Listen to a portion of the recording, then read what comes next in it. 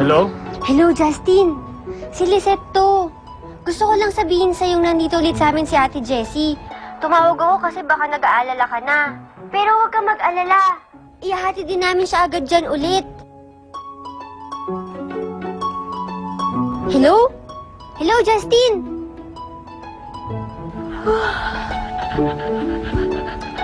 Uy, good morning, Justy. Ay, nako. Sarap matulog. Walang nanggugulo. Walang masungit. Ay, kaya akong bumangon. Kamusta na kaya yun? Sigurado, gutom na gutom yun. Wala nagluluto ng almusal niya ngayon.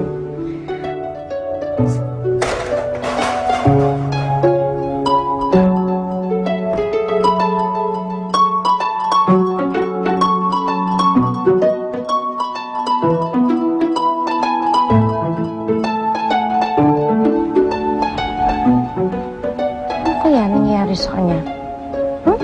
Bakit ba ako nag-alala? Wala naman yung pakialam sa akin eh. Ay.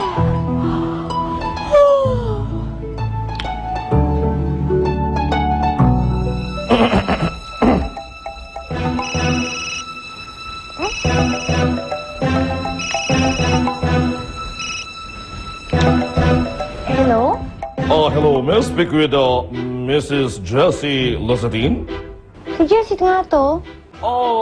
Ito nga pala yung associate niya Mr. Rodriguez, yung publisher na kausap mo the other day.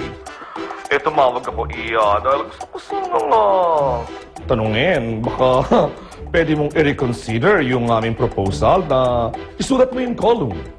Pwede naman natin pag-usapan ang iyong rate per column, Iha.